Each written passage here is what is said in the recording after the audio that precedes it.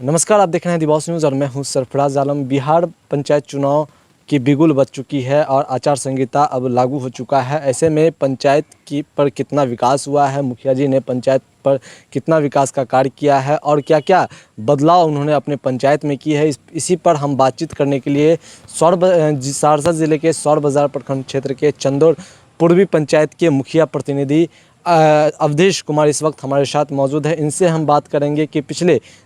5 सालों में जो है इन्होंने कितना विकास किया है, पंचायत के लिए क्या क्या इन्होंने की है और किन किन समस्याओं को दूर किया गया है, क्योंकि पंचायत में अनेकों समस्या जो है वो सामने आती है, आरोप प्रत्यारोप भी लगती है और कई लोग जो है मुखिया पर कई गंभीर आरोप भी लगाते हैं। विकास में, पंचायत में विकास नहीं करने का आरोप लगाते हैं। इसी पर हम खास बातचीत करेंगे और जानेंगे क्या कुछ पंचायत में इन्होंने की है और क्या कुछ बदलाव जो है इनके पंचायत में हुआ है। क्या क्या बदलाव हुई है आपके पंचायतों में और क्या कुछ किया है? बहुत बहुत धन्यवाद सरफराज जी और आपका साथ दे रहे हमारे इस क्षेत्र के सम्मानित आदरणीय मिथिलेश जी, इन दोनों का मैं सम्मान करता हूं। क्षेत्र भ्रमण के दौरान आपने जो हमसे पंचायत त्रिस्तरीय पंचायत चुनाव के इस चुनावी कार्यक्रम के तहत आप लोगों ने सवाल किया है विकास के संबंध में और पंचायत के विभिन्न प्रकार के आरोप प्रत्यारोप के संबंध में, तो इनके संबंध में मैं कह देना चाहता हूं कि आदरणीय मुख्यमंत्री नीतीश कुमार के द्वारा जो अति महत्वाकांक्षी योजना 7 निश्चय का संचालन किया गया, उसे हमने विधिवत पंचायत में हर एक वार्ड, हर एक टोली मोहल्ले में संचालित करके गली नली बनाने का काम किया। फिर हमने जो पंचायत से बाहर की भी योजना है, RO, RWD, PhD, इन सब से मिलकर के पंचायत के सर्वांगीण विकास के लिए हमने अपनी तत्परता दिखाते हुए हर एक जगह, हर एक क्षेत्रों में विकास हो, हमने सदैव इनके प्रति तत्पर रहा है। इनके साथ ही हम पंचायत के जो भी कार्य है, जैसे कन्या विवाह योजना हो, जैसे पेंशन हो, छोटी छोटी गरीबों से जुड़े हुए उनका जो विकास की समस्याएं हो,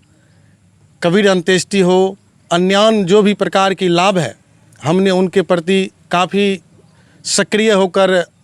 लोगों को लाभ पहुंचाने का काम किया है। इतना ही नहीं,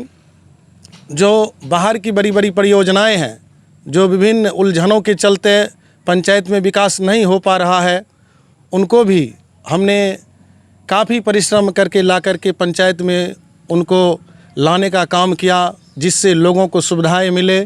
और पंचायत में किसी भी व्यक्ति को, जैसे कि ऐसा होता है कि कभी कभी लोग किन्हीं से नफरत करते हैं, ये हमारे वोटर है, ये वोटर नहीं है, तो हमने वोटर नॉन वोटर का बिना कोई परवाह किए हमने सभी व्यक्ति को एक समान मान सम्मान दे करके उनके भावनाओं का कद्र करते हुए काम करने का काम किया है। सवाल और है मुखिया जी, क्योंकि पंचायत में आप 10 सालों से आप प्रतिनिधित्व कर रहे हैं, 10 सालों से आप मुखिया है, और ऐसे में जो पंचायत की समस्या है वो कितनी हद तक दूर हुई? क्योंकि इंदिरा आवास जैसे जो लोग हैं वो अभी भी कई लोग वंचित हैं इंदिरा आवास जैसे योजना से। क्या आपके पंचायत में इस योजना का लाभ कितनी हद तक पहुँची है जनता के बीच?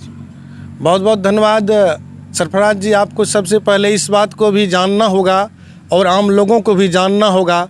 कि पंचायत में इंदिरा आवास की योजनाएं सरकार द्वारा लक्ष्य निर्धारित की जाती है। यह सभी पंचायतों में थोड़ा कम बेसी करके लक्ष्य होता है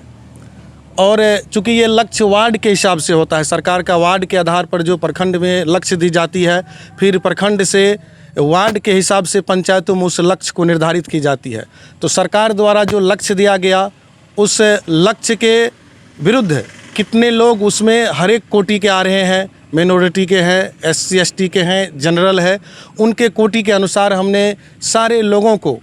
इंदिरा आवास लाभ दिलाने का काम किया है और कहीं भी किसी व्यक्ति से इंदिरा आवास में 1 रुपया लेने का आज तक हमने काम नहीं किया है। हम उस लाभुक को भी अन्य किसी प्रकार और अपने वार्ड सदस्यों को भी सारे जो भी हमारे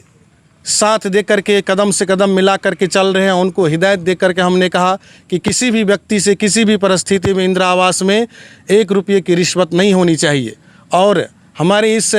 सेवा कार्यकाल में हम अब तक आम जनताओं से किसी भी संबंध में अब तक 1 रुपया लेने का काम नहीं किया है, बल्कि उनको अपने स्तर से और सेवा के माध्यम से वो कितना उनका काम सरकार के द्वारा दी जाने वाली सुविधाएं उनको कितना मिल सके, सरकार की लाभ का हक उसे मिल सके, इनके संबंध में हमने काफ़ी तत्परता के साथ काम किया है। इतना ही नहीं, हम देख रहे हैं कि अभी हम काम में लगे हुए हैं और हम अपनी काम के क्रम में हम अपने काम की तत्परता को भंग नहीं करें। हमारे बहुत सारे विरोधी व्हाट्सएप के जरिए, फेसबुक के जरिए, अन्य माध्यमों से